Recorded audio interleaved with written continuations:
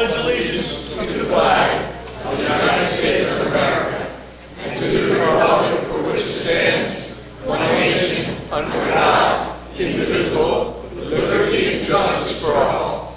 Please remain standing. Why, Deputy Mayor Sarah leads us in prayer, and Mike gets up here. We're waiting on Mike. I can't go without you. Catholics, stick together. Heavenly Father, we are truly grateful to have the opportunity to come together this evening in the service of our community. Help us to work together so that we may always make the best possible decisions for our island. Amen. Amen. Anything else? Please be seated. Lynn, would you read the letter out? Go ahead, read it. This is to advise the meeting notices covering this meeting have been sent and posted as required under the Open Public Meetings Act. Yeah, watch out.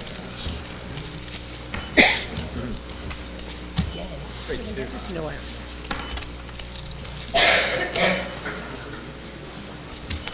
Are we okay down there, Lynn, or we need a minute? Yeah, we just have to reboot for 1 minute. If it's Okay.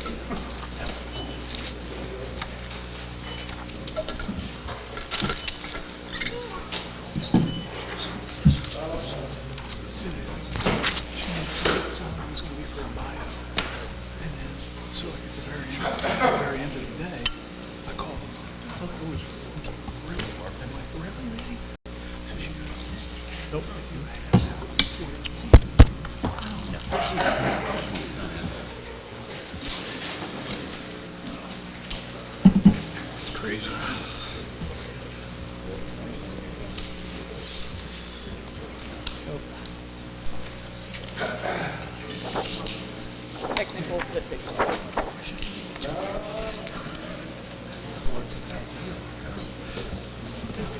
What is going to be interesting is she prints. Yeah.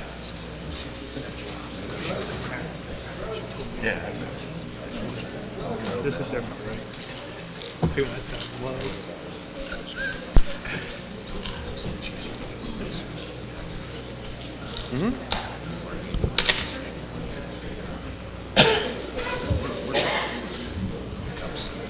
Yeah. Oh, yeah. So I brought that up in my meeting.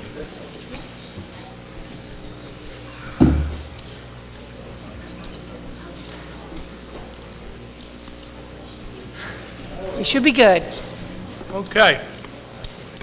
They don't organize enough. I'll be swearing in 3 officers in the police department tonight. Down there. You need to do this. What? Open public meeting. Where she already said. I didn't hear. Did you do the public opening? Mhm. Okay. I didn't hear. I'm sorry.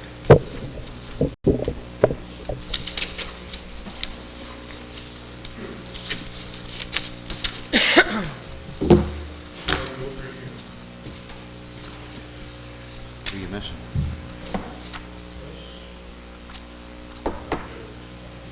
No.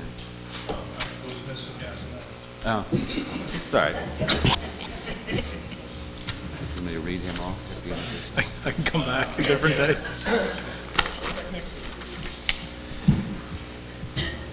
As a lot of people know, I need a kidney.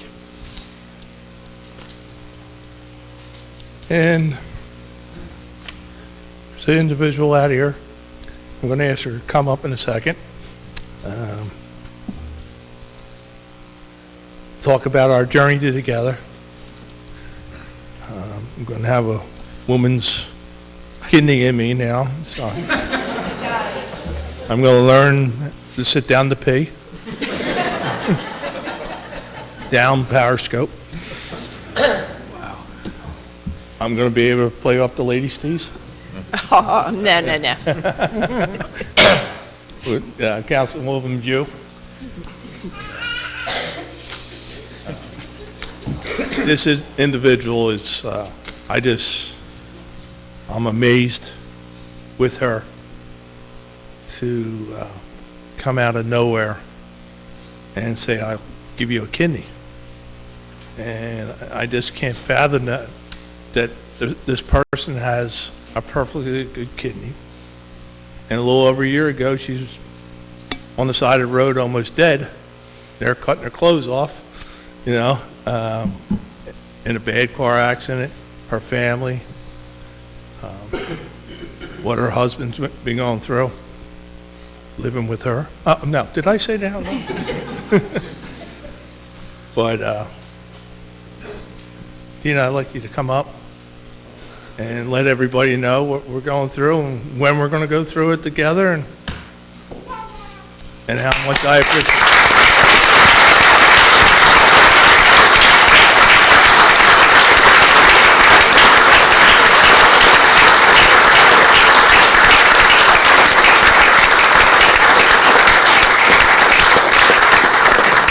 Yeah, say something. I know you don't want to say something. Pretend you're at the Elks behind the bar. Somebody's giving me a hard time.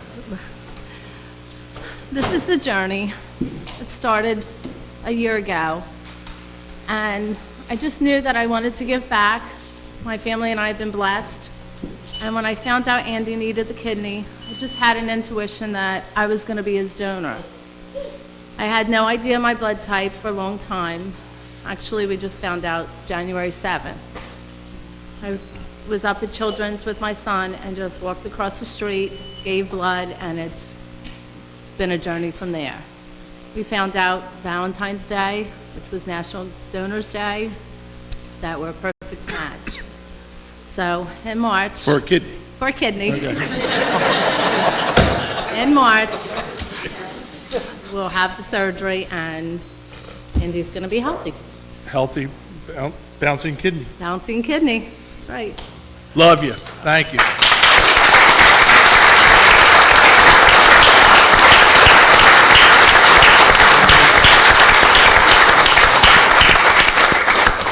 Okay, go sit down.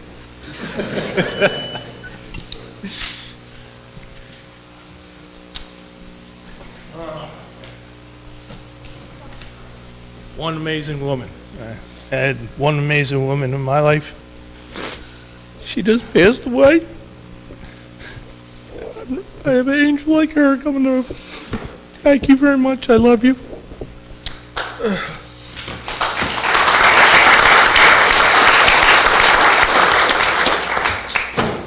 I'm upset because all these people are getting raises here. We can fix that. Chris Hirsch. Bring the family up.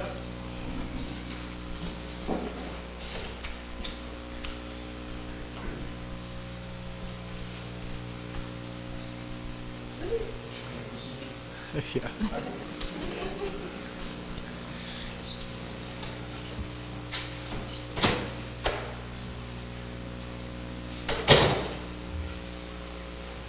Right here.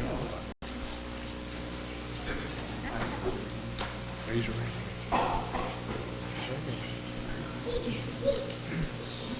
Okay.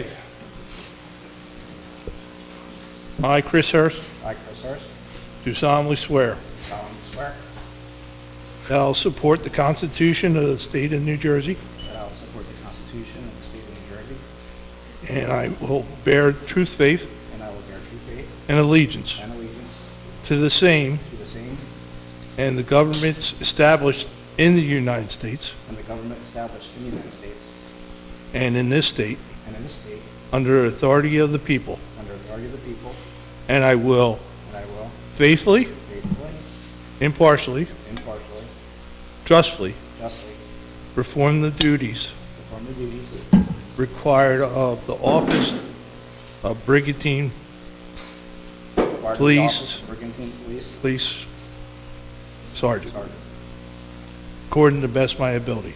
to the best of my ability. So help me God. So help me God. Congratulations.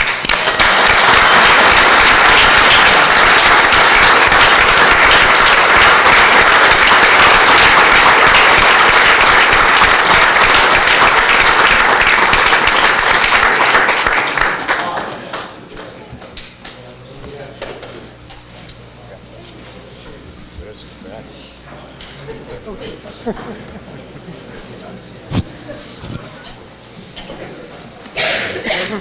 it like a leaf.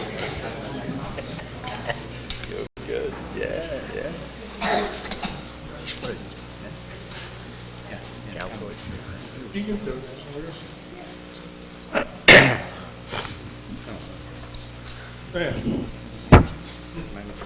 We can do it afterwards. Here.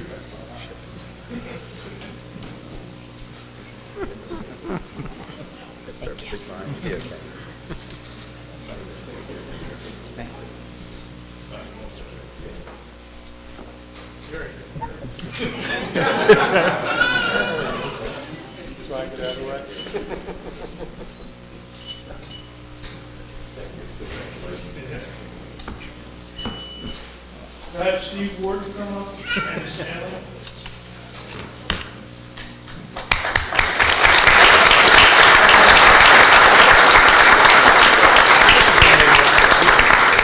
Steve is promoted to lieutenant.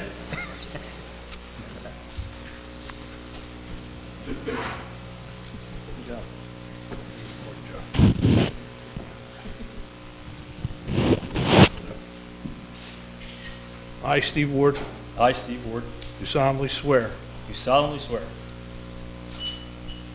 I will support the Constitution of the State of New Jersey, I will support the Constitution of the State of New Jersey, and that I will bear true faith and that I will bear true faith and allegiance and allegiance to the same governments established in the United States to government established in the United States and in this state, and in this state, under the authority of the people, under the authority of the people, and that I will faithfully, and that I will faithfully, impartially, impartially, justly justly perform the duties required of the office of Brigantine Police Lieutenant. a lot in there.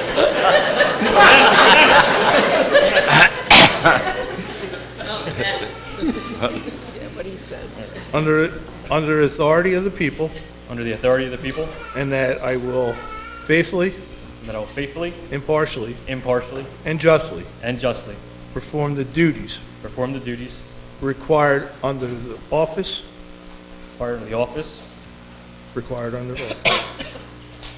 of Brigantine Police Lieutenant, the office of Brigantine Police Lieutenant, in court to the best of my ability. to the best of my ability. So help me God. So help me God.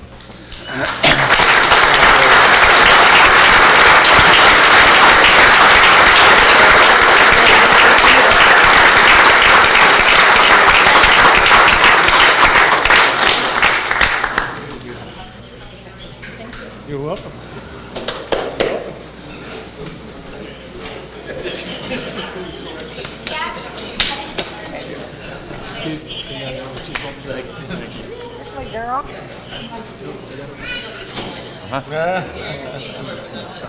Oh, yeah. Oh, fire. Wow. That's harsh. Congratulations. Yeah. We're calling it cabling for the smoked barbecue, or?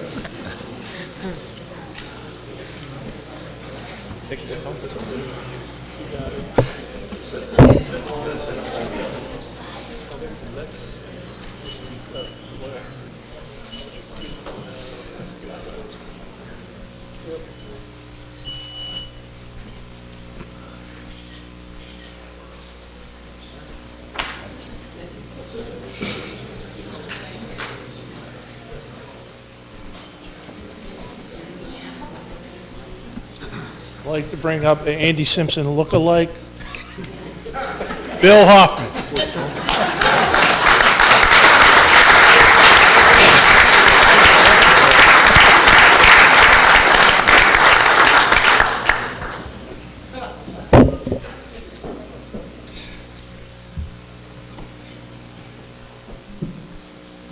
Bill get promoted to captain. I, William Hoffman, I, William Hoffman, do solemnly swear do solemnly swear that I will support the Constitution of the State of New Jersey, that I will support the Constitution of the State of New Jersey, and that I will bear true faith and I will bear true faith and allegiance and allegiance to the same to the same, and the government established in the United States and the governments established in the United States and in this state, and in this state, under the authority of the people, under the authority of the people, and that I will faithfully, and I will faithfully, impartially, impartially, justly justly perform the duties perform the duties required of the office of required of the office Brigantine Captain, Police Captain, required of the office of Brigantine Police Captain, according to the best of my ability. according to the best of my ability. So help me God. So help me God. Congratulations.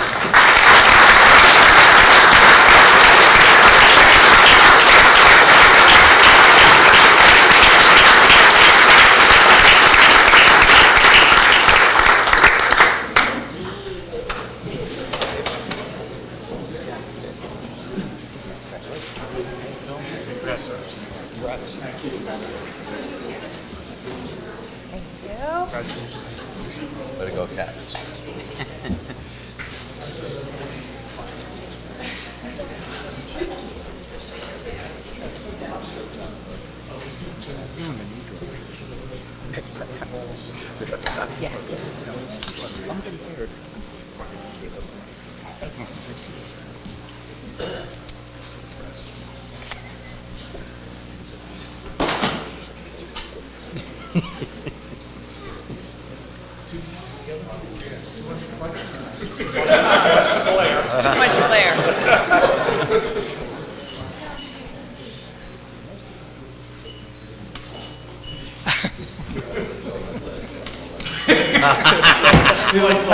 Almost that. No. Right.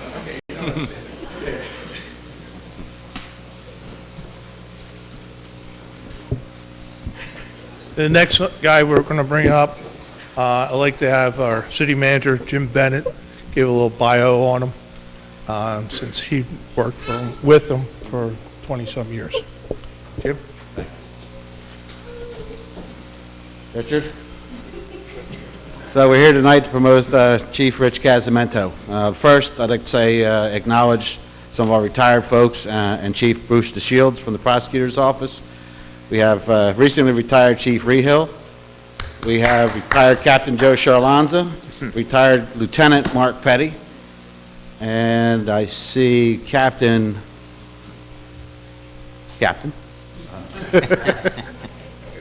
Good. Anyway, so this is a really good night for me as an administrator and also as a former chief.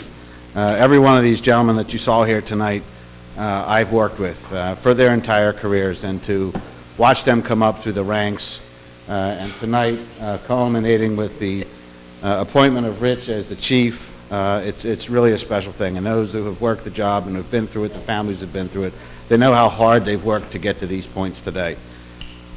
Rich was hired here in 1997 as a Class 1 Special Officer. He's the guy that we used to send out to deal with the parking complaints and do traffic, the guys without the guns. They, pretty much were glorified crossing guards. We hired him full-time in 2001, and then he kind of took off from there. He never really sat still throughout his career. He's got a bachelor's degree in criminal justice. He was in our detective bureau for 7 years. He was on our SWAT team for 12 years, was also an assistant team leader. He's also a motorcycle officer, firearms instructor, and a field training officer. Rich was born and raised here in Brigantine, lives here with his wife Nicole and his 2 daughters, Annabella and Ava. So I'd like to ask the family and Chief Casamento to please come up.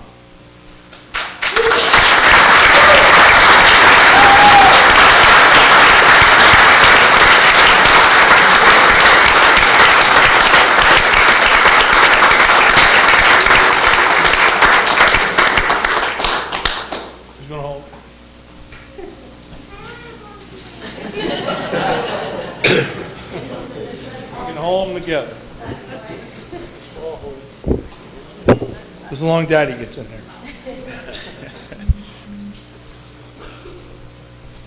I, Richard Casamento. I, Richard Casamento, Do solemnly swear do solemnly swear that I will support the Constitution of the State of New Jersey, that I will support the Constitution of the State of New Jersey, that I will bear true faith that I will bear true faith and allegiance and allegiance to the same to the same and to the governments and to the governments established in the United States established in the United States and in this state, and in this state, under the authority of the people, under the authority of the people, and that I will faithfully, and that I will faithfully, impartially, impartially, justly justly perform the duties perform the duties required of the office of Chief of Police and Brigantine, required of the office of the Chief of Police and Brigantine, according to the best of my ability. according to the best of my ability. So help me God. So help me God. Congratulations.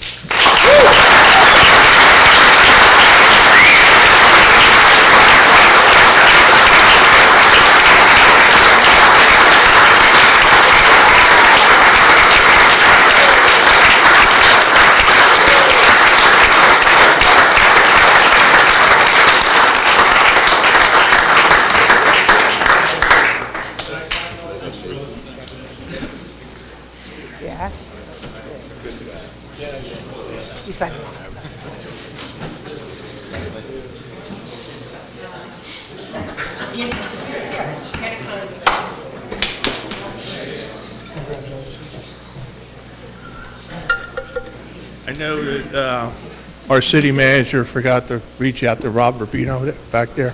Hey, Captain. Retired.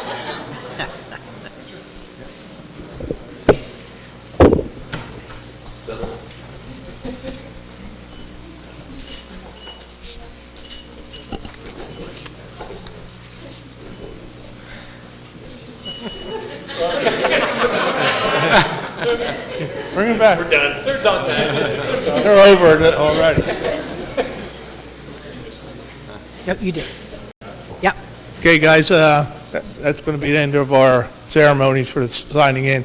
If you guys want to take a 5-minute break so you guys you don't want to sit around and listen to our boring council meeting. So we're going to take a 5-minute break and everybody can run out. Yeah. Get your pictures taken.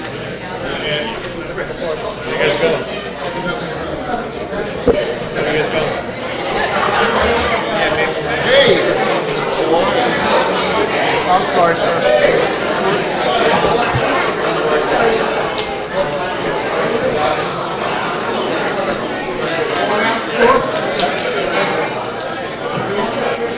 Need more water?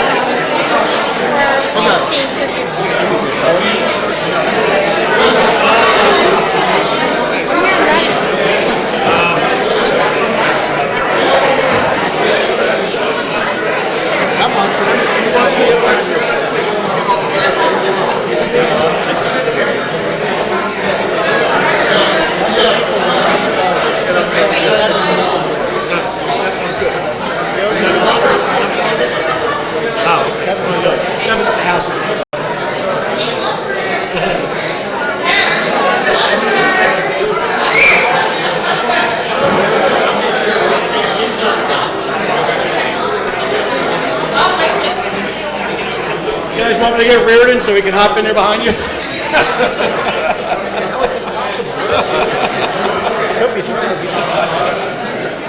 Hold on, Mike's coming. Mike wants to get the picture.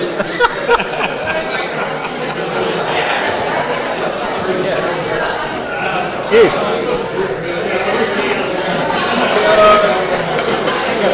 I think we have a situation.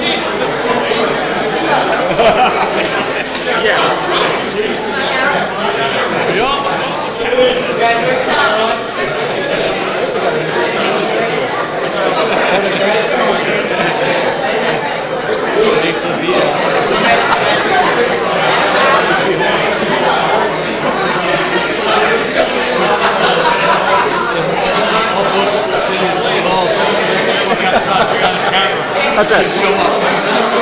That'll work. Yeah, I want to...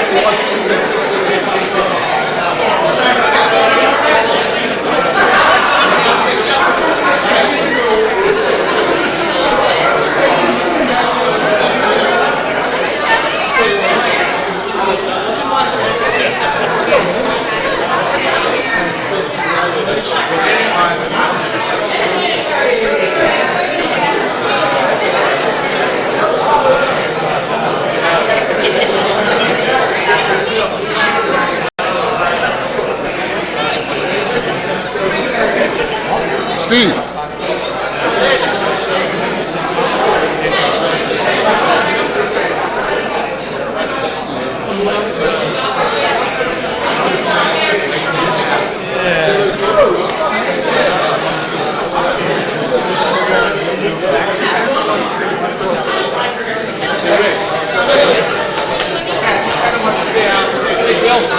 Hey, man, how you doing?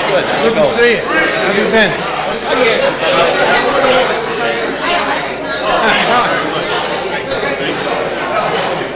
Will? All right, man. Hey, listen, our guys.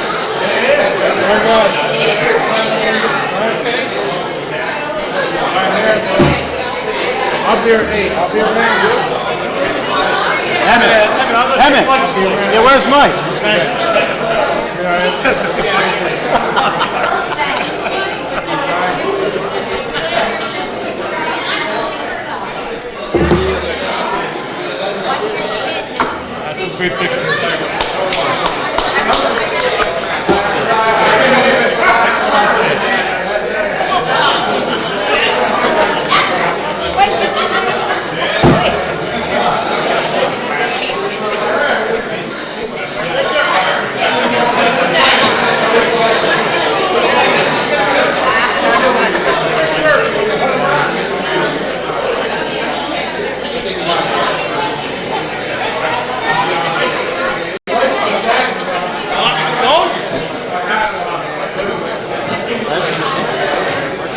Yeah, I just saw Mark was walking in here, yeah.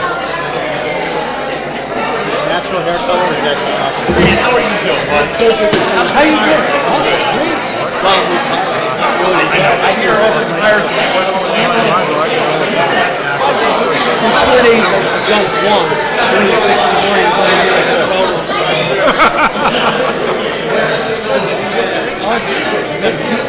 I agree. I got 2 years, 3 months to go. Fire, how are you? That's okay. Down Florida. Still there? Yeah, they come up in the summer for a little bit. Oh, come on. I think about you all the time. Congratulations. You were one of the good ones. Hey, congratulations. You did a great job. Thank God he showed up in the car. You were one of the good ones too, that's why you're there. Good. Come on, get in. How's everything? And like 30 left. Keep your head down. No more than that. Jeez, well, something to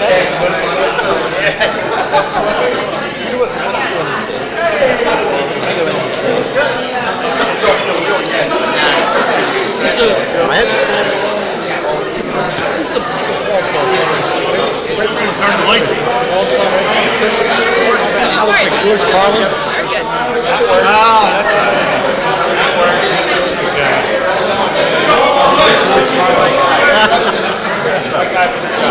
A little better. We're doing too good these days. I'm seeing looking up and down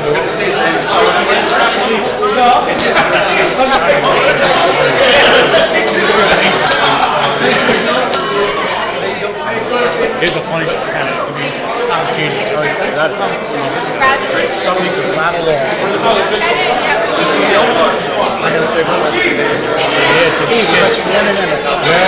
Yeah, he had to rattle off.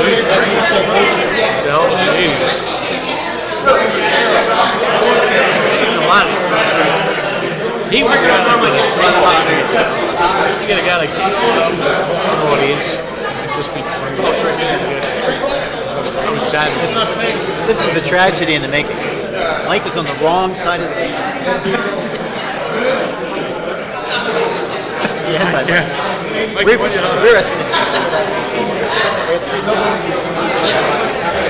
we're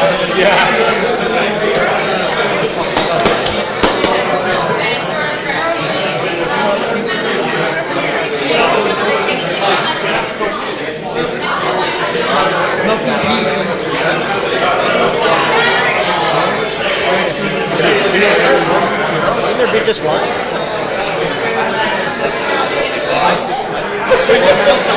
He really is.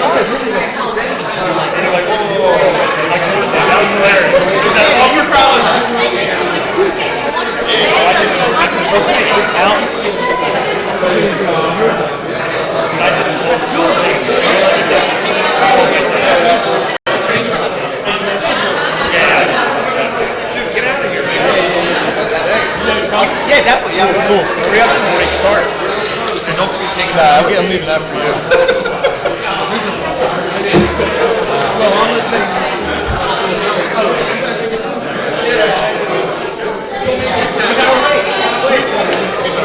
Yeah.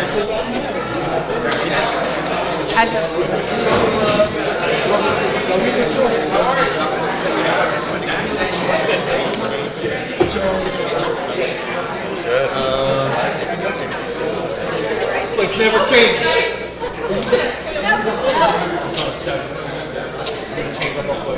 Okay, man.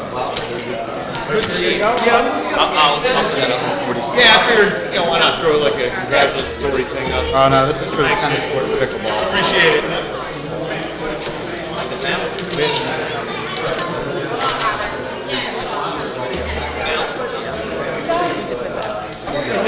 Engineering. I didn't see him. Knock down camera tell it over hits hard. Okay, Lynn, you ready? We're ready. Okay, we're going to come back to our agenda, our February 19, 2020. Okay, I need a first and second for approvals of the council minutes. So moved. Second. On 2/5/20. And executive minutes. First and second, you got it? Yep, got it. Any questions? Hearing none, could I have roll call in? You? Yes. Lettieri? Yes. Haney? Yes. DeLucre? Yes. Reardon? Yes. Sarah? Yes. Mayor Simpson? Yes. Motion carried. Okay, I need a first and second on the approval of payroll and operating expenses. I'll make that motion. Second. Any questions? Hearing none, can I have roll call, please? You? Yes. Lettieri? Yes. Haney? Yes. DeLucre? Yes. Reardon? Yes. Sarah? Yes. Mayor Simpson? Yes. Motion carried. This is the part of our agenda we're going to open up to the public for any comments on the agenda items only. Yes, sir.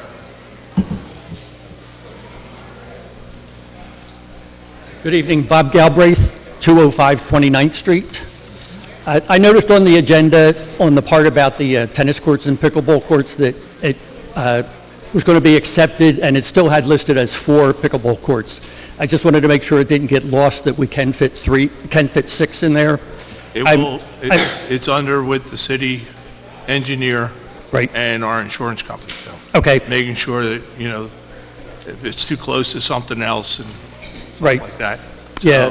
So, if we can do 6, we'll do 6. Okay, terrific. That's all I wanted to say. Thanks. And I did measure, just quickly, I went over and measured Ocean Cities. They have 5.5 feet between the last court and the fence. I had recommended 7. I can't find anything that gives a recommendation from USA Pickleball Association for that distance. We can make that 8, 9, 10 if we need to, if the insurance company says so. We have 10 feet between courts, which is the recommended amount. Ocean City has 7. So we're well within the recommendations. I just wanted to make sure it didn't get lost someplace. No, it didn't get lost in the shuffle. Terrific. Thank City you. engineer's working on it right now. Thank you. Thank you. Anybody else from the public?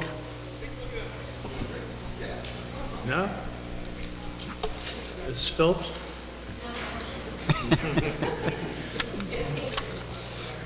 It's not the same without you not coming up and asking a question. Okay? Seeing none, I'm going to bring it back and fill out the rest of our agenda. Ordinance number 1 of 2020, public hearing and adoption. To exceed municipal budget, limits established in the cap bank. Need a first and second, please? So moved. Second. Before we go to the public, I'm going to have Roxanne explain the cap again. Roxanne, Yes, our Mayor. CFO. Yes, Mayor. Again, this ordinance deals with the appropriations cap. It's considered to be a prudent and precautionary measure in case there are circumstances that would increase appropriations beyond the allowable percentage.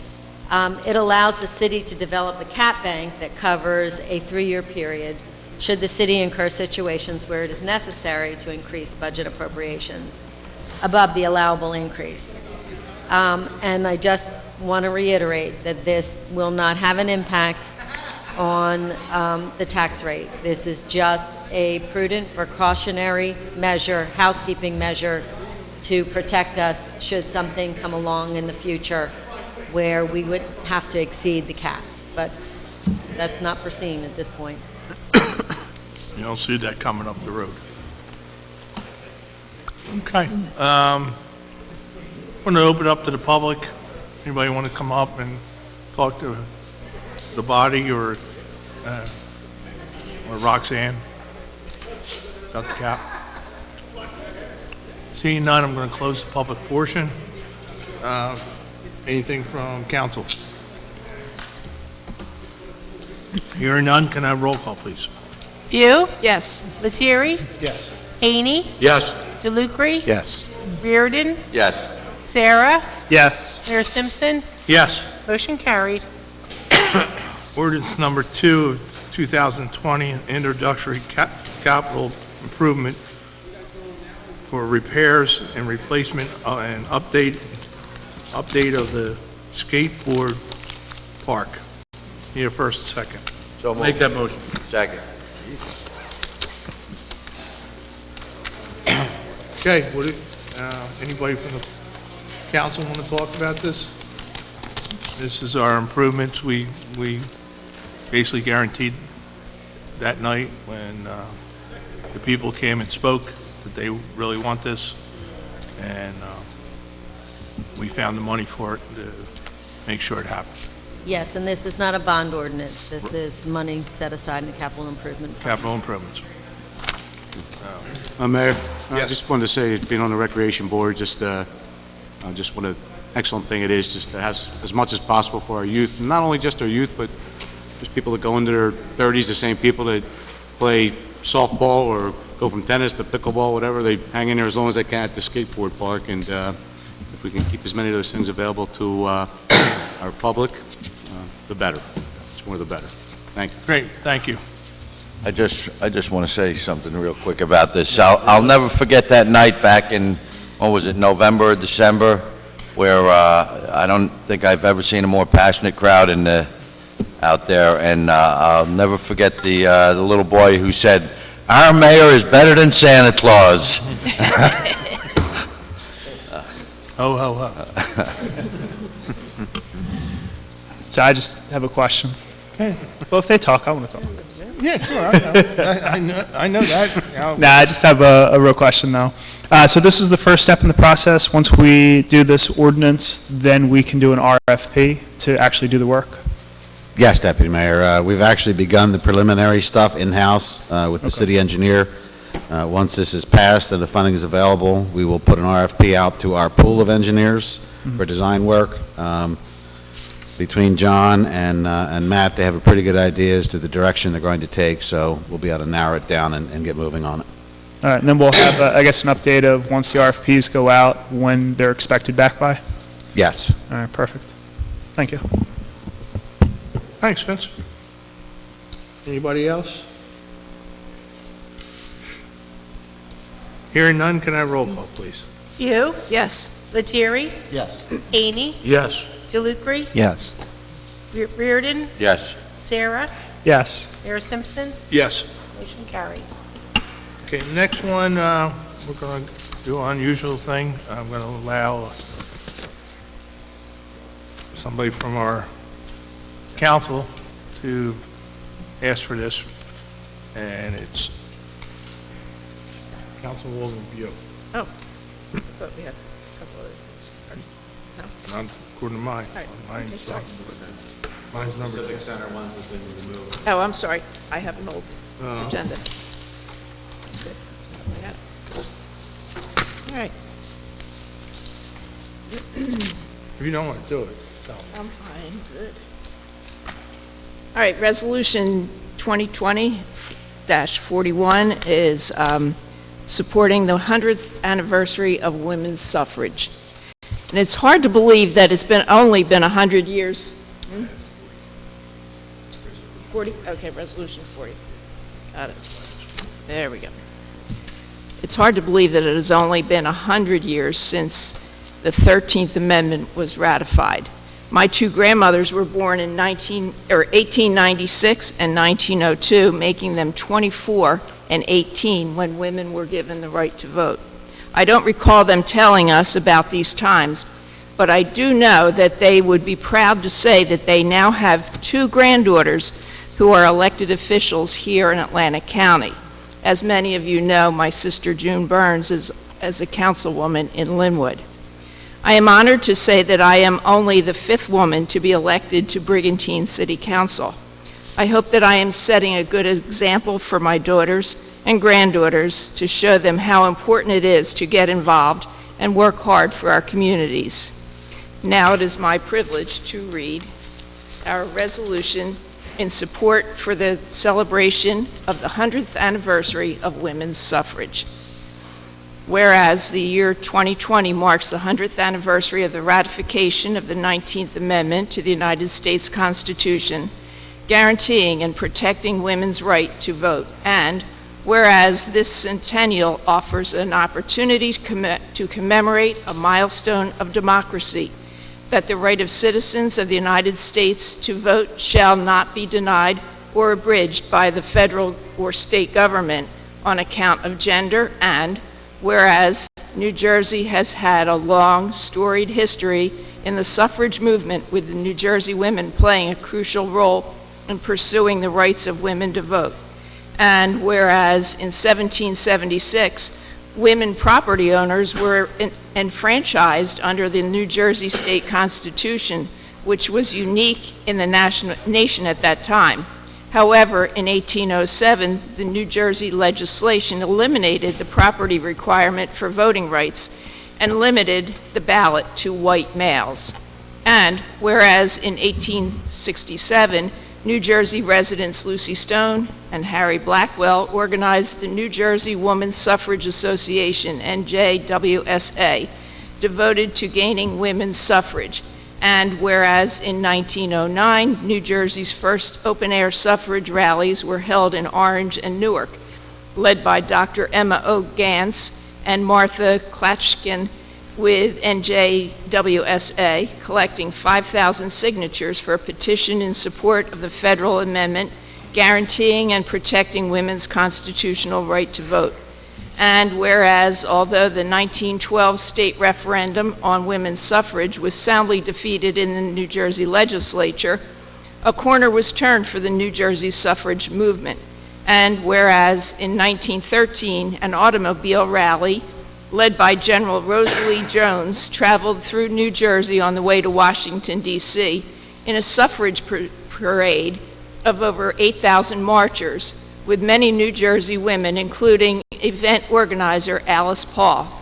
And whereas in 1915, a second suffrage constitutional referendum was pursued by New Jersey, New York, Pennsylvania, and Massachusetts, with active campaigns by many suffrage organizations, including the passing of the Torch of Liberty via tugboats on the Hudson River from New York to New Jersey. But it was defeated in all 4 states, October 1915. And whereas in 1917, New Jersey suffragists Allison Turnbull Hopkins, Julia Hulbert, Beatrice Reynolds Kincaid, and Minnie D. Abbott picketed in front of the White House as part of the Silent Sentinels and subsequently were arrested and imprisoned. And whereas on June 4th, 1919, I'm almost done, Congress passed the 19th Amendment guaranteeing all American women the right to vote. And whereas on February 9th, 1920, New Jersey became the 29th state to ratify the 19th Amendment granting women the right to vote. And whereas shortly after the ratification of the 19th Amendment, Margaret Laird and Jenny Van Ness were the two first women elected to the New Jersey Assembly in 1921 and 1925. Rebecca Estelle Bourgeois Winston of Estelle Manor was New Jersey's first woman mayor. And whereas since 1920, women have blazed a steady trail towards voting equality and have held all levels of elected office throughout the United States. And whereas 23 municipalities comprise Atlantic County, where many women have served in elected office, with 25 women serving on the municipal level and 4 female freeholders representing county government. And whereas the color scheme for the women's suffrage is distinguished, to distinguish the political movement are purple for the royal blood that flows in the veins of every suffragette, white for purity and private and public life, and green for hope and the emblem of spring. Now, therefore, be it resolved that the City Council of the City of Brigantine supports the efforts of New Jersey's suffrage centennial New Jersey Women Vote and strongly encourages local celebrations of this historic milestone. And be it further resolved that a copy of this resolution shall be forwarded to the Governor, Secretary of State, and the New Jersey League of Municipalities. Thank you. Beautiful. Now, you can get a first and second and read that all over again. I want to do it right. You wouldn't make me do it. Sorry. Karen, that was fantastic. And your grandmother, your mother, your whole family, and the City of Brigantine. You're a class woman, and you do a great job for the City of Brigantine. Thank you. Doesn't matter if you're a woman or a man. You did an outstanding job. Thank you. Okay, so can we have a first and second? Sorry. So moved. Second. Okay. Whatever Karen just said, Yes. we'll put that I in said the it. record. Okay. Can I have roll call, please? View, Yes. Lettieri, Yes. Haney, I just wanted to say first, Lucy Stone, a very courageous woman, and here in New Jersey. Also, did we mention Susan Anthony or Elizabeth Stanton? I on the did, national level? Elizabeth Cady Stanton, all them. They were just amazing women. Yeah, okay. All right. Excuse me. Just all those people, just courageous people, took a lot of fortitude back in those days to stand up for something that was just so obviously right, but was just an egregious error for so long. So, yes. DeLucre, Of course, yes. And Karen, I want to thank you for bringing this before us. Honestly, I was not aware.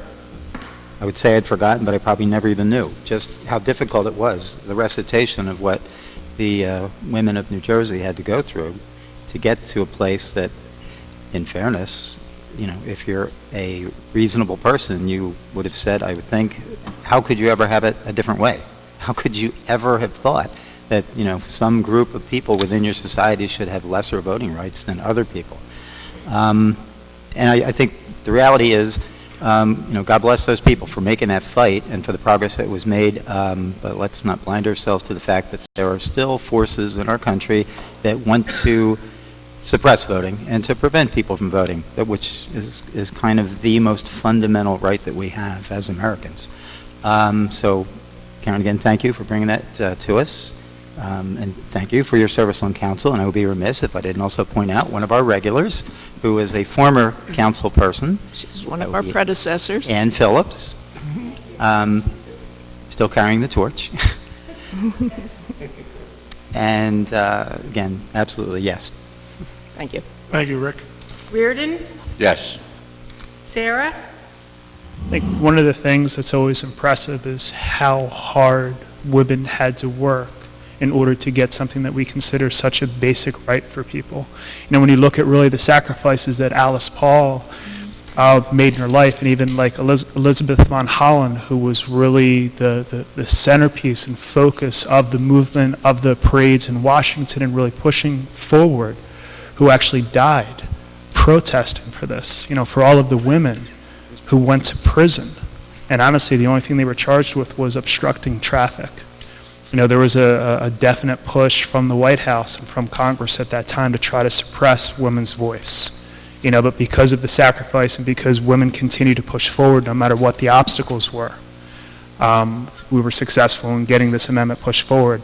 And it's funny, one thing, they've actually done studies on this. I used to teach AP government, and they said actually the quality of legislation, at least on the congressional level, that women create is actually far better than some of the legislation that men create. And it's believed that women have to work so much harder to get their bills passed and to get people to listen to them, even at the federal level, that it actually creates better laws. So it's, Karen, I'm very proud that you brought this before us, especially being the father of 2 daughters, and I think you're an excellent role model for all of the young ladies here in our community. So yes. Here, here. Mayor Simpson? I have to agree with everybody on council. I have 2 daughters, and if it wasn't for them, I wouldn't be receiving a kidney. Good girl. On March 17th. So, again, it wasn't for those 2 girls, I'll still be waiting for 8 to 10 years. So, I'm blessed. Blessed with great women in my life. Yeah, there you go. Yes. Motion carried. Here we go again. Can't see this stuff. Resolution 2020/42, adoption, the Brigantine Floodplain Management Plan. Need a first and second, please. So moved. Need a second, please. Second. Okay. We have Jim Rotella here, our floodplain expert. Mayor, members of council, I'll be very brief, but this is a major accomplishment. You will be the first community in Atlantic County to adopt its own municipal floodplain management plan. That qualifies you for a Class 4 designation through the CRS program, and Brigantine has always been very diligent in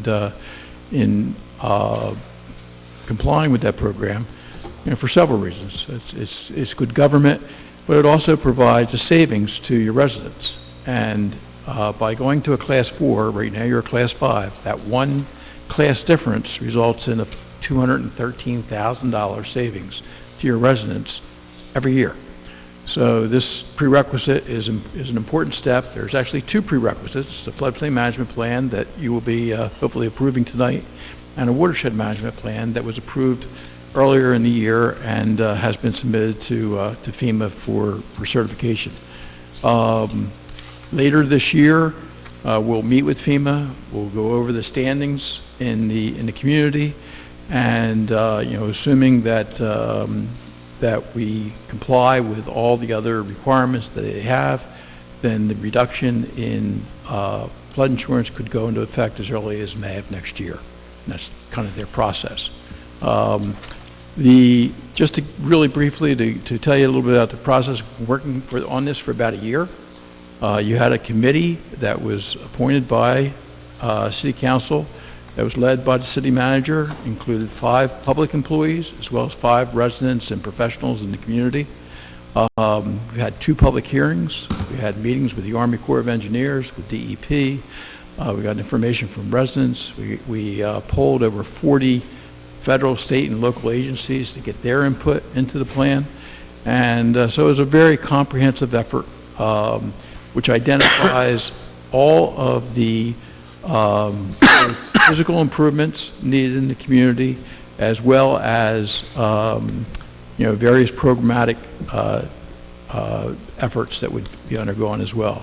And why this is important, in addition to the CRS improvements, is that as you apply for FEMA funding for any project, especially after a storm, if it's not identified in your plan, it doesn't qualify. So we made it robust. We included everything that would be important to Brigantine. The other last thing that I'll leave you with is the Army Corps of Engineers, who I think Brigantine was probably the first community in New Jersey that they actually came and met with the community. Normally they meet in very large groups. And their plan is coming out next month. It's going to be very important, and this committee will continue. It'll be very important for us to look at that, because they're going to be talking about floodgates at the major inlets. They're going to be talking about significant investments. And much like 25 years ago when they came before us and said, we recommend engineered beaches in New Jersey, and they were going to spend hundreds of millions of dollars, and everybody said, that'll never happen. It happened.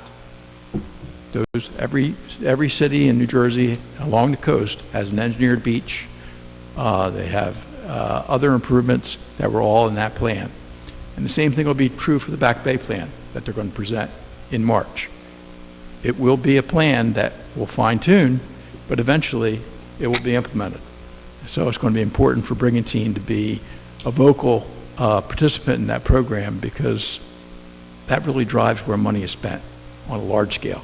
And I think right now, given the fact that you have this plan, the fact that you have a committee that's engaged in this whole effort, you're a step ahead of everyone else in this process. So if there's any questions, I'd be happy to answer them. Any questions from council? Okay, thank you. Thank you, Jim.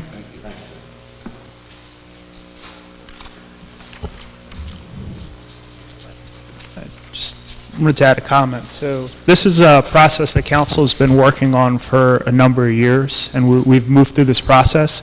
And moving from a Category 5 to a Category 4 does save about $213,000, but understand what that means in the scope of things. With the savings we already get at a 5, it puts us at almost $1.3 million that the residents and property owners in Brigantine would save on their insurance. Right now we get a 25% reduction. As we move forward with this, with the final approvals, we'll get to that 30% reduction, which is another $213,000. And it's something that council has really been working on to find ways to save our property owners here money.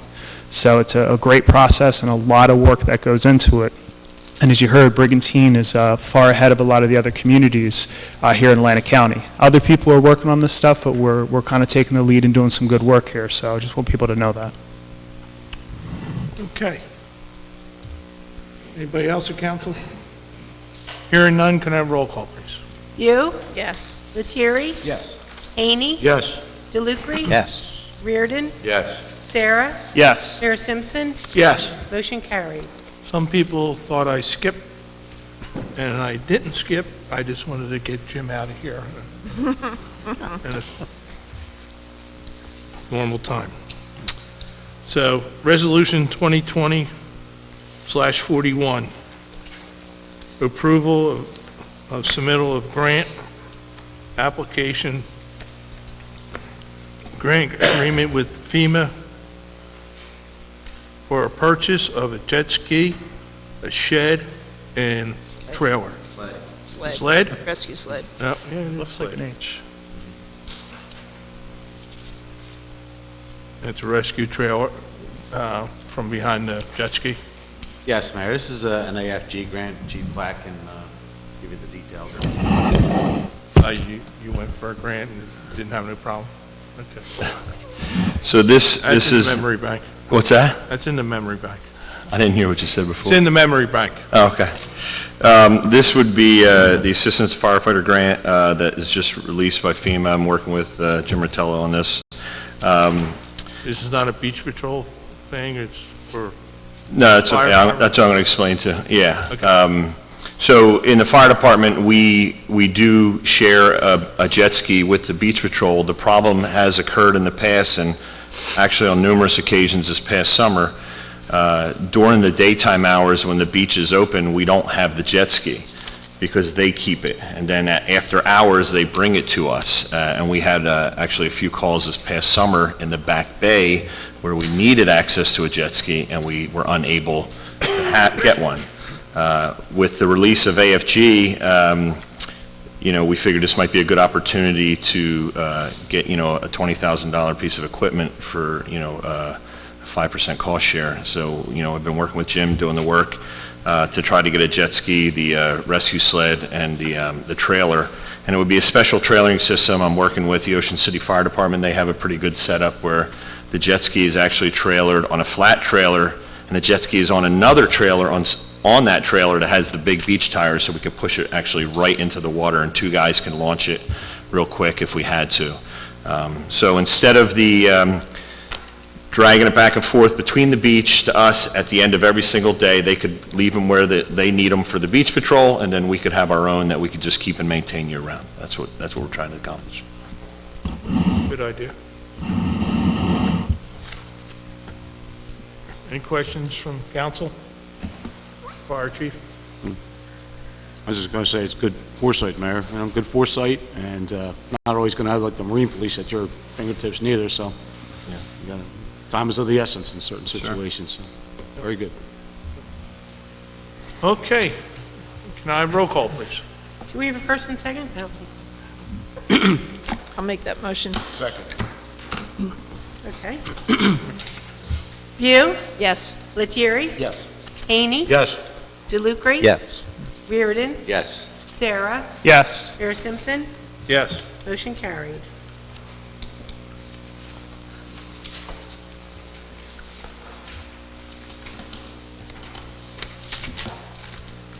Okay, we're going to go over 13. Resolution 2020/43, authorizing and accepting of cops in shops funding. Need a first and second, please? I'll make that motion. Second. Okay, everybody understand this? Or you want- Everybody good with it? Okay. Hearing none, can I have roll call, please? View, Yes. Lettieri? Yes. Haney? Yes. DeLucre? Yes. Reardon? Yes. Sarah? Yes. Mayor Simpson? Yeah, I think this is a great event, and I agree with it. Yes. Motion carried. Resolution 2020/44, approval of roadside solicitation request for Brigantine PBA. First and second, please. So moved. Second. Okay, any questions? Hearing none, can I have roll call, please? View, Yes. Lettieri? Yes. Haney? Yes. DeLucre? Yes. Reardon? Yes. Sarah? Yes. Mayor Simpson? Yes. Motion carried. Resolution 2020/45, real estate tax refund. Need your first and second, please. So moved. Second. Can I have roll call, please? View, Yes. Lettieri? Yes. Haney? Yes. DeLucre? Yes. Reardon? Yes. Sarah? Yes. Mayor Simpson? Yes. Motion carried. Resolution 2020/46, award of contract, design and construction management services. Need a first and second, please. So moved. Need a second, please. Second. I don't think you can get to second. Any trying. questions? Hearing none, can I have roll call, please? View, Yes. Lettieri? Yes. Haney? Yes. DeLucre? Yes. Reardon? I'll vote yes with 6 pickleball courts. Sarah? Yes. Mayor Simpson? I'll vote to get pickleball courts out. Yes. Motion carried. Okay, our concept, consent agenda. Art walk request. Your first and second, please. So moved. Second? Any comments, concerns? Hearing none, could I have roll call, please? You? Yes. Lettieri? Yes. Haney? Yes. DeLucre? Yes. Reardon? Yes. Sarah? Yes. Mayor Simpson? Yes. Motion carried. You have anything for us, Jim? I have some engineering updates. Mayor. Okay. Mayor. You're up. Try and keep this brief. With regards to our stormwater pump stations, those are the big behemoths at the street ends in various locations. Excuse me, 34th Street. We're about 95% complete there. Final paving, concrete, and electric should be completed within 2 weeks and start up within a month. The holdup for these projects, Mayor, has been the utilities. Obviously, they're busy trying to get their DHS things settled, so we're finally starting to get some movement on them. Hackney Place, that is a standalone pump. There's no generator attached to it. Final concrete should be completed in about 2 weeks and start up afterwards. That's diesel, right? Yes, sir, that's diesel only. It was too far away from the gas and electric to make it an economical choice. Jenkins Parkway, we're 98% complete. The underground pump station vault is complete. The final concrete and startup should be completed within a month. And again, we're just waiting for the final connections and everything from the electric company and the gas company. The emergency generators, we have 2 new generators coming online. We're going to be revising the design a little bit, thanks to input from council and Councilman Lettieri to bring this to our attention. We're going to be putting louvered surrounds around the generators themselves to help quiet it down and ease the appearance a little bit, along with the landscaping that we're going to be doing. We're about 2 months out from that. Bless you. The rest of them, we have, with John and Matt, they've gone out and identified all the locations, and we're going to get rolling on the specs and the engineering on them for the design work. We have a rather large sewer project that's going to be coming up shortly. We're just checking on the timing right now, and that's Roosevelt Boulevard and Sheridan Boulevards. Roberts Engineering is the design and inspection engineer for it. The project was put out to bid and awarded to Lafayette Utilities. They had a low bid of $959,000. We're going to be starting on the Sheridan Boulevard side in 2 weeks. As many of you know, particularly down the north end, Sheridan Boulevard is quickly becoming a hazard with the old fiberglass pipe. They're having a lot of collapses there in between the 2 Vardens or Cummings ends of it. We have 6 generators that we're going to be putting at the sanitary pump stations. That's the sewer stations. The City Hall generator is complete. And again, with the other generators, the design is under review because we're going to be putting the visual screening up with a horizontal louvered system. We're about 60 days out, and the project should be ready for bid in 90 days. Streetscape project, Brigantine Avenue, 30th to 34th Street, Phase 3, if you will. Presently under design and about 85% complete. We should have the preliminaries in 2 weeks, and then we can put them out for the final design and bid, and we should be able to bid it out within the next 30 days, according to the engineer. East Evans Boulevard, the pump and drainage project is fully operational and complete. The engineer recommended one final change to one of the outfall pipes. We should have that change order ready for the second meeting of March. And Roxanne doesn't view change orders kindly. I wanted to make some space. I agree with her. Thinking the same thing. We have the Ocean Drive West drainage project. Again, this is a DEP thing. As you all know, dealing with the state can be difficult at best.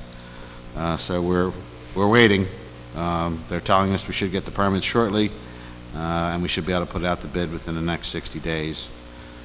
Same thing with the maintenance of the golf course ponds. We're still waiting for the DEP to give us our permits. City Dock and 14th Street bulkhead, we withdrew our permit for the City Dock bulkhead due to some inconsistencies between what we have from our 1988 permit and what the state has on file. We will be meeting with the design engineer and then come up with another solution and resubmit. It is not a denial, so we don't have to go through the entire process again. We're just going to be resubmitting a new change to it. And we have to get another permit for the 14th Street bulkhead because the existing stormwater outfall pipe that was put in decades ago apparently is not up to snuff. So we're waiting for that to get finalized, and then we can finish that bulkhead. We are done all of the street end bulkheads with the exception of 605 West Shore Drive and 41st Street and the section between the boat ramp and the Elks. They're under design, and we're about 60% complete. We're getting ready to start the next phase of our handicap ramps on Beach Avenue. We're going from 6th Street to 10th Street South on West Beach. They should be starting in the next 2 weeks, and 6 weeks from the start of construction it will be done. The next project, big one that we're going to have to deal with, is reconstruct the sanitary sewer mains under the Lighthouse Circle. When we were going through this with Lafayette and with the county through our roundabout project, they found some stuff that needs to be replaced. Project's out to bid and is potentially postponed due to some issues with Verizon and some ducting that they have in there. And that is all I have, Mayor. Thank you. How about the comfort stations, the bathrooms around town? Okay, so the preliminary drawings were done by the engineer. They were sent to the superintendent of ACIT, and he has given them over to his construction crew. We haven't gotten anything in the 2 weeks since that Matt sent them over. Okay, because I like to see them up before summertime. The Superintendent Gunther and the engineer are both well aware of that, Mayor. 5th tee box. How we coming there? Making progress. Making headway. Good progress for 3 years. They were out Not here, been 3 years. there. Not Johnny's fault. John, explain to him what's been done thus far, please. Please. It's been, Because we're all we're doing is talking about a pile of dirt and putting the grass on. well, it's now a nice pile of dirt, tee boxes there, sand has been ordered. Hopefully it'll be in beginning of next week. And we're moving along good. Okay, I'm going to let up. Kicking the can. No more kicking the can, sir. Yeah, there. How about the houses, our pump stations? Outside, we talked about T111, Stucco. Waverly and Sheridan? Waverly and Sheridan is the first one we're doing. The material was ordered this week. We're finishing the deck at lifeguard headquarters, and then we're going right on Waverly and Sheridan. It's going to be T111 right now, so I can get something on there and get it going, because with the work with the generator and everything we're going to be doing, I pushed off the siding. How about the work at the Roundhouse at 26th Street? That'll be going out to bid for a design engineer, hopefully next council meeting. Matt and I were down there beginning of this week, opening up things. We talked to Roxanne about some money. It is moving. Yeah, she gave me a dirty look. Yeah. She did. Do we have the money for that?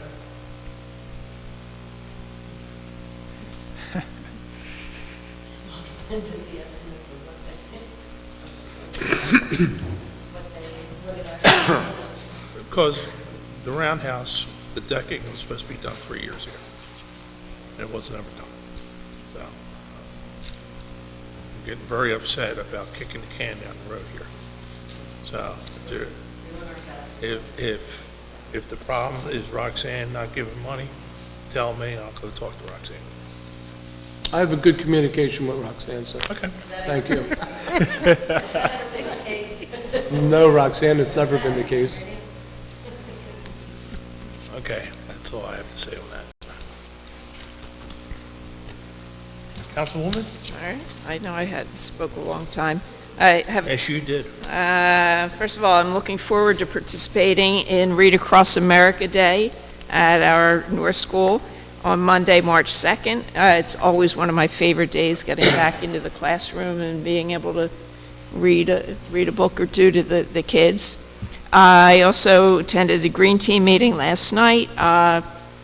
We had some updates. The farmers market has some exciting additions coming, and activities are being planned for 2020. Health and wellness, active awareness walks have some dates confirmed.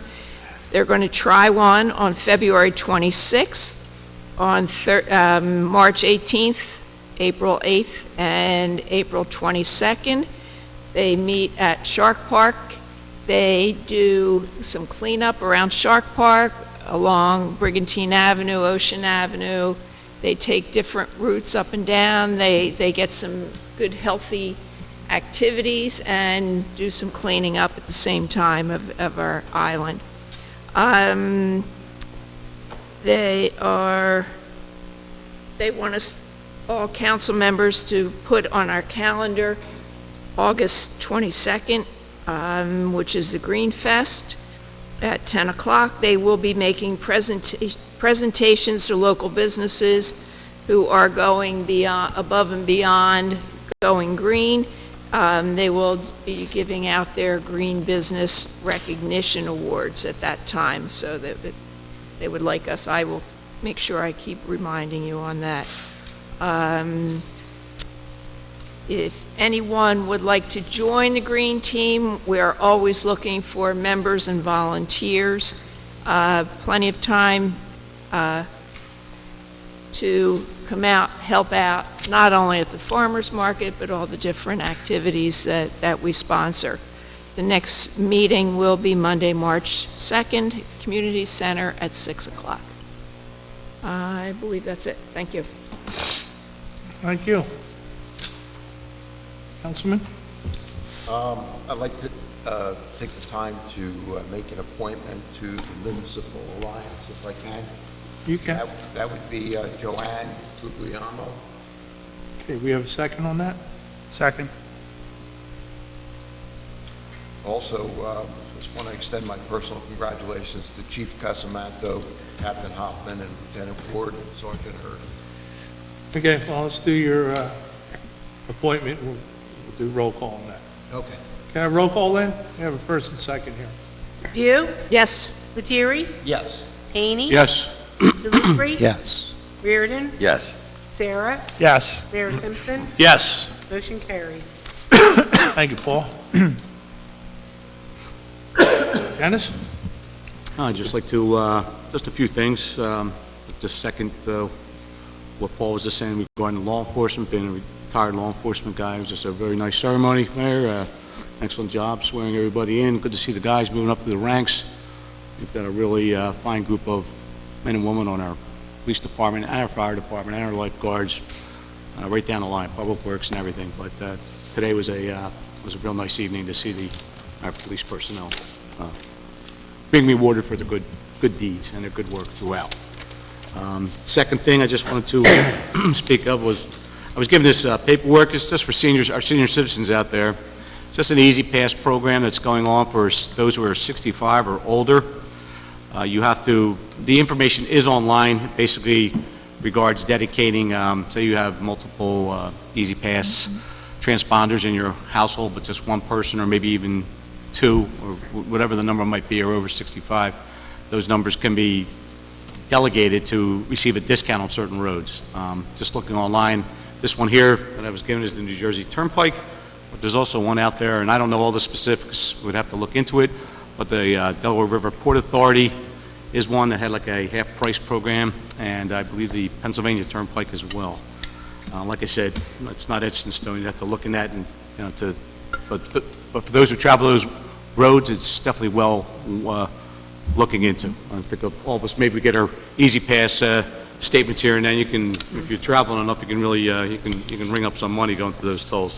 So the last thing I wanted to speak about, I just wanted to kind of reiterate, I guess, what we were speaking about before, Mr. Galbraith, when you brought up the, you gave us the diagrams, I guess, in our last meeting with the six, right, with the 6 courts. So as council, I'd really like to see us strive towards that. If we can get that accomplished without breaking any applicable rules or regulations, it'd be a wonderful thing, especially since at this time we don't have a dedicated area. We're not, you know, that's not in the works. But if we can make it as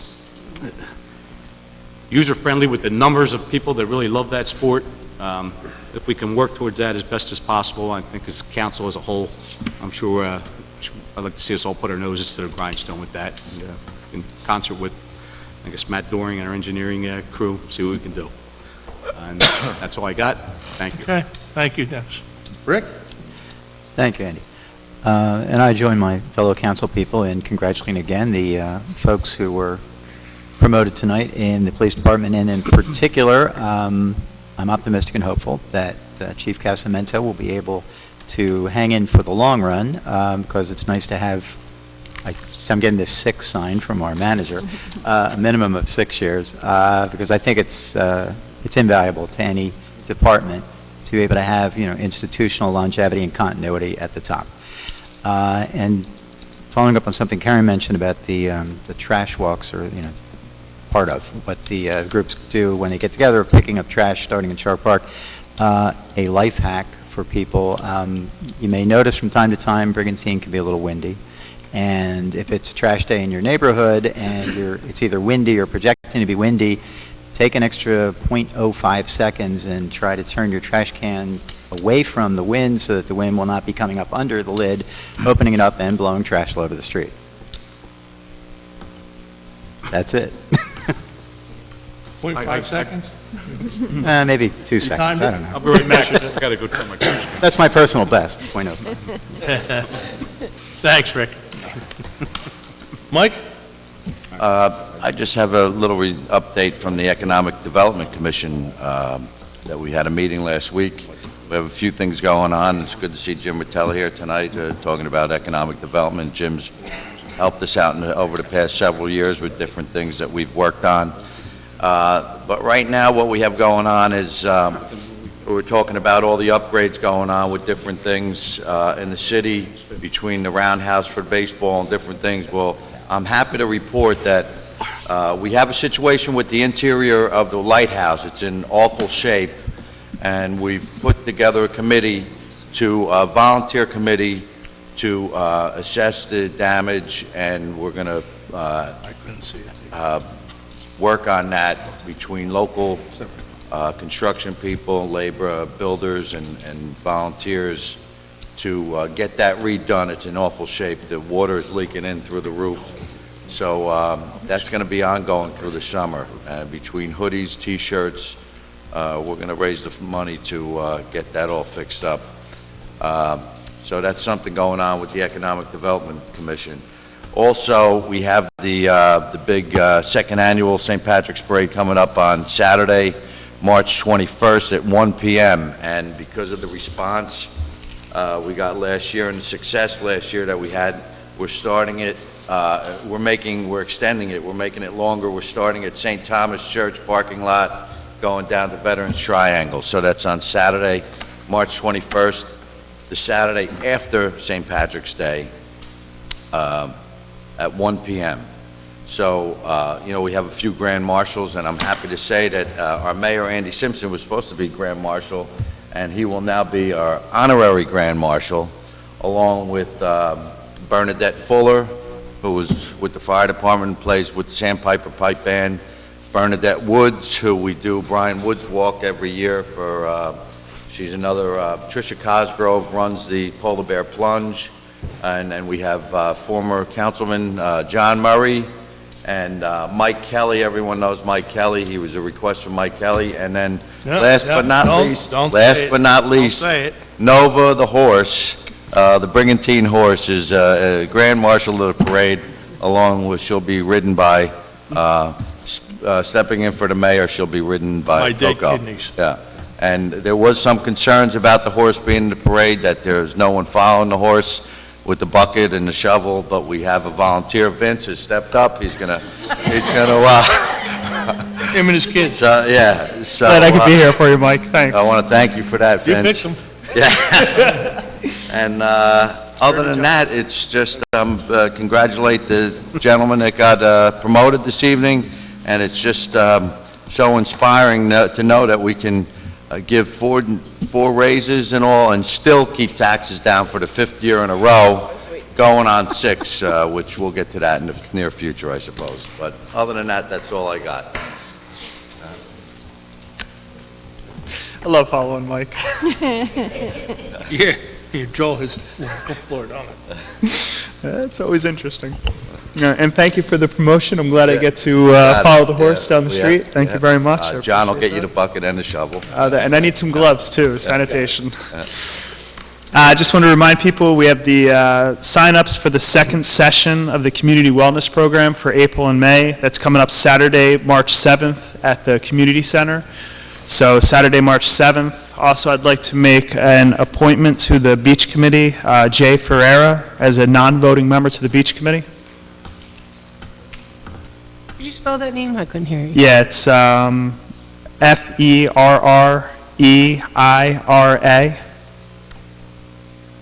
And I'll get you his address and stuff, too. I'll second that. All in favor? Aye. Aye. Thank you. And then the ACUA, I don't know if everybody saw it, but the ACUA sent an email out to all the local municipalities. They're going to start red flagging recycling. I guess in some of the cities, people have been putting stuff in there that's inappropriate or can't be recycled, and even with the plastic bags, it's getting to a point where they might start denying recycling and putting it as regular trash and charging the tonnage. So I don't know if we had any information or we could get from them that we could put out on the social media to make sure that people in Brigantine, especially as we roll into the summer season, know what goes in, what doesn't go in. Wanted to see if we had an update on the flooding issue we had on 9th Street. Remember we were working on the curb, and because I know you talked about the handicap ramps or ramps. Speaking with the engineer about that, he's been in touch with the chief who lives there. It's going to be a bit of a process. It's going to require some give and take on both his side and our side. Okay. We were able to reorient the pitch of the street so that it drains down into a new outfall that we're going to put in, excuse me, a new storm drain we're going to put in, but it's going to require him to raise his sidewalk up a little bit as well. Okay. Because right now his sidewalk sits down pretty low. If anybody drives by that intersection, you'll see it. Matt and I were talking about it this morning because oddly enough, with all the rain we've had, his side has not been flooded. It's been across the street on the north side that has been. Yeah. So it really, I think Matt and he have to work something out before we can go completely forward with this and put a plan in place. Okay. But it is moving. Perfect. And then for South Jersey Gas, I guess they're running their gas mains down the boulevard. A couple of people had reached out. They wanted to know, I guess with the sidewalks that had been cut up, they've gone in and they've patched it with dirt, but they wanted to know when South Jersey Gas would be back to actually fix those sidewalks, and if they were just fixing the blocks that were cut out or replacing the whole sidewalk. Well, they'll be coming back any time. We haven't had a chance to sit down with them yet.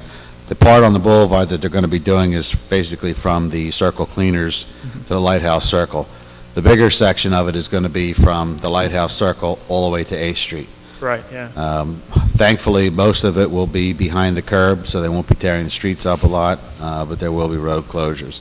As far as the restoration goes, they're supposed to be back once the weather, I think it has to stay above 40, John? Yes, sir. I think it has to stay above 40 degrees consistently before they can concrete or do any hot asphalting. As far as I'm aware, they're only going to not, they won't replace just that block that they cut out if it's inconsistent with the rest Okay, of the area. They're supposed to replace it and then make it consistent. okay. Along with the ADA ramps, one of the things they're going to have to do that we kind of just finished up with, thanks to John, is some of you may notice that in the curb cuts, the ADA curb cuts, there are either valve covers or something sitting in the middle of it. While technically it's legal, we've deemed it unsafe, and thanks to John's hard work, they're actually going to remove them Okay. and clean it up. So they have quite a bit of work to do. There's still restorative paving to be done, a lot of driveways, sidewalks, yards, things like that. Sure. And I think it was just concerning for people when they get like 2 and 3 cuts in their sidewalk, and then, obviously we've been talking about it, but when they go outside and they just see that it's filled with sand, they're like, hey, what's going on here? But just so they know that they'll come back and they'll try to make it consistent with And what's there. if it becomes a hazard, Deputy Mayor, by all means, tell them to call us. Okay. We can have them come out and put a cold patch in it, the asphalt, to hold it over until they were able to come back and do the concrete. All right, perfect. And then my last thing I wanted to bring up, and actually Jim Rotella had spoke about this too, about the floodgates. This is something we've been watching for a couple of years, and it's something I think Brigantine needs to make sure that we're paying attention to and that we're involved in the conversation, because one of the areas they could put that floodgate is at our south end inlet.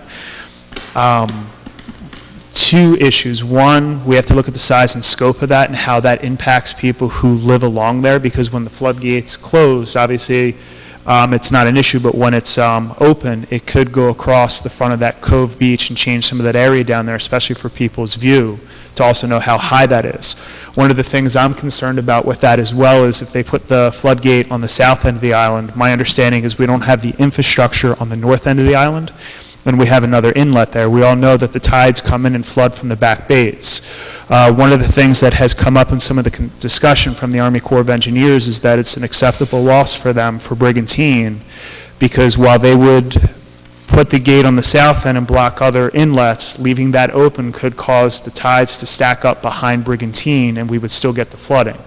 FEMA would come in, and obviously with their insurance they would cover, and for them it's an acceptable loss to have issues in one town in order to protect all of the other ones. So it's something, and I'm glad Jim brought that up, but it's something we really need to make sure that we're a part of, because it's going to significantly impact Brigantine. One good thing, we do have good relationships with the Army Corps of Engineers as well as the DEP, and I think if we can work together, we can try to minimize that impact on the island. But if we don't say anything and we don't have a seat at the table, then that concerns me.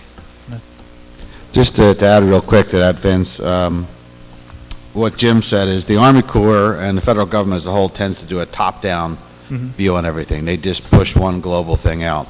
One of the positives that came out from our visit with them is I think they're going to adjust that view a little bit. As you saw after Sandy, they came in and 3/4 of our properties were in the velocity zones. Right. And thanks to the efforts of others, we were able to fix that. I'm confident that we'll be able to address that as well, because not only are we going to have the potential of a floodgate at the south end, there's going to be another one by the drawbridge on Route 30. So there literally will be nowhere for any of the water to go, and it won't just be us that'll suffer. It's going to be Absecon, Galloway as well, and Pleasantville, because it'll go right over the marshes there into Pleasantville. So hopefully we'll be able to keep that input going. And listen, I spoke to a friend in the Netherlands. The walls that they use, they're about $12 billion, and they're much smaller scale than what they're proposing to do here. Right. And they're not in open inlets, so just got to keep working on them. Absolutely. Have they set any meeting dates or anything? Nothing new yet. I think we're going to have to wait until they put their plan out, and then we may have something on a larger scale as opposed to a one-on-one again, but we'll do just what we did after Sandy, and we'll keep on them until they sit down and listen to us. Yeah, and like I said, this has been discussed probably 2 or 3 years now. And at first, I know when we first reached out, the conversation was it was so expensive, this was never going to happen. But as you can see, like we heard the same thing with the engineered beaches. Like, it's an idea, it takes root. We just need to make sure we're a part of those conversations. That's all. And that's all I have. Okay, I just want to talk about kicking the can down the road. It's not pointing at anybody, but we need to get on this. If there's another way of doing things, let's talk about that. If it's a money situation, you know, we got Jim Rutel out there. We'll have him do some grants. We'll tell him what we have, you know, like the 5th tee, the lighthouse is a problem. The pump houses, that's been 2 or 3 years now. And the 5th tee and the pump house, we're not talking about a lot of money. The roundhouse, we were hoping to get that by last year's opening day. It looks like this opening day isn't going to happen. So, we are kicking the can down the road. You know, we were just letting everything, you know, just like Vince is talking about the water stacking up. All these projects are stacking up. We're never getting them done. So, if there's a problem, let us know. We'll see if we can solve the problem, that's all. Because we all want the same thing. You know, we got the bathrooms going around the island, you know. We spend $50,000 a year in porta potties. We start cutting those down and having a regular bathroom out there. You know, we got to get into the 20th century here. You know, people pay $20 to get on our beaches. They should have a proper bathroom to go to. So whatever we need to do, you know, if it's Phil, you tell me, I'll get on it. Yeah. So they're the projects that I really want to get done for this year. So, and of course others, you know, the line underneath the lighthouse and stuff like that. So that's all I got to say. I just want to make sure everybody knows, you know, if it's a money problem, let's find out. You know, if we can't do that, let's see if Jim Ritelli can do a grant for us. Okay, I'd like to open it up to the public now. Anybody who wants to talk about anything? Come on up. Talk about bathrooms, Ann. Let's go.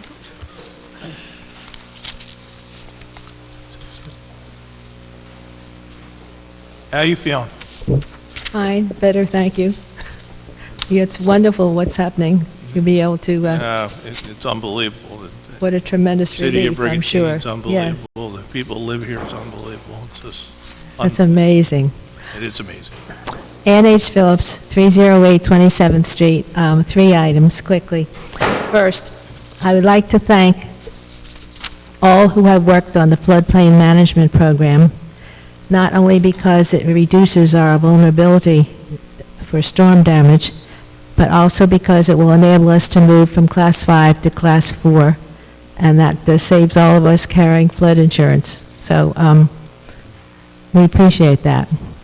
2, following through on Councilman DeLucre's comments concerning the 100th anniversary of women's suffrage, I think it's interesting to note that in Brigantine, government has, over the years, been predominantly male. However, there have been 5 of us, Sue Schilling, Phyllis Cook, Lisa McClay, Karen Bew, and myself, who managed to get on council and just do our best. But I appreciate his comment, and it's somewhat amusing, but those women should be acknowledged as well, because you sit up there and most of you are male, and we have 1 woman. And so at any rate, the third... That made me this way. But I'm going to have a woman's kidney in me. But we'll see how that changes you. Yeah, see how it changes. Well, that's why I was trying to get this kick the can thing down the road, because once I get done here, they're going to run all over me. Well, at any rate. Especially this guy over here. And the third item, And that guy over there. last month I was told that there would be available a complete financial report on the golf course. And I'm wondering if that is available now, and we'd like to see it. Now, she's doing the budget, and it's part of the budget, I'm assuming. We just posted the annual financial statements on the website today, Mr. Phillips. Okay. I just filed them last week, and that's as far as I've gotten. Required to file those reports as soon as possible. Okay. So it's on the website. Oh, look, I usually look. Okay. Okay, good. No, I wasn't on there today. Okay, so one other thing, Councilman DeLuca did mention this in his comment, and he talked about the institution of the police department as an institution with the police chief, of course, at its head. And to maintain continuity and consistency, I think his comment was to encourage the stays in the position be longer than we have had in the past. We have had quite a few police chiefs, and I think that's something that, I'm glad he mentioned it. I think that's important, and keep that in mind, all who you on council, and we hope that Chief Casamento will be around for a while. I think that's better for the department. So, thank you. Thank you, Ann. Mr. Johnson? Well, you cleared out a room. I'm good at that. John Johnson, 36 Coquille Beach Drive. Karen, I think you've set the bar very high. I think you are doing an excellent job, and all women that look at you should be proud. So just to give you a comment about what you spoke about. I would like to say, can City Council really find a way, and I don't know whether it's budget or appropriation or how you do it, but to fix up the front of Public Works. When you look at Public Works, if you stand on the other side of the street and look at it, it doesn't belong in Brigantine. It really needs to be sided and taken care of. It is an eyesore, my comment. A little eyesore that is very sore is the corner of 14th and Ocean Avenue. The utility pole that's closest to the hotel, I guess that would be southeast corner. I've watched weeds surround that pole, and they're 2 foot high in the growing season. Whatever kind of weeds they are, they're flowering and ugly, but now they're brown, obnoxious-looking plants all around that pole.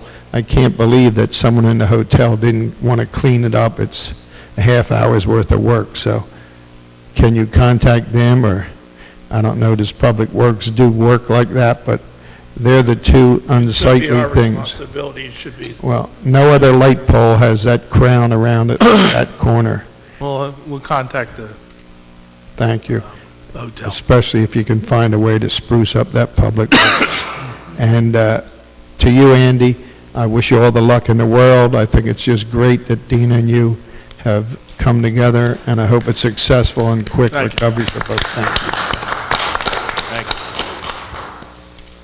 And again, it's not about me, it's about the city of Brigantine, and, we keep on congratulating Karen, which does an excellent job. I don't look at her as a woman, or, well, I'm not stupid, I can see she's beautiful.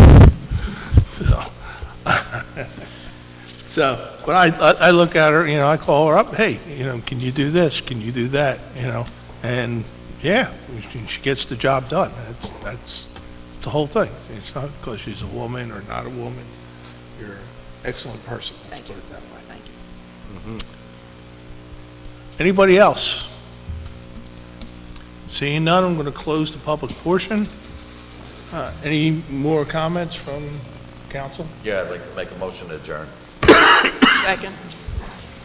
All in favor? Aye.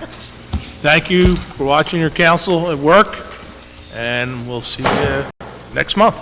Take care.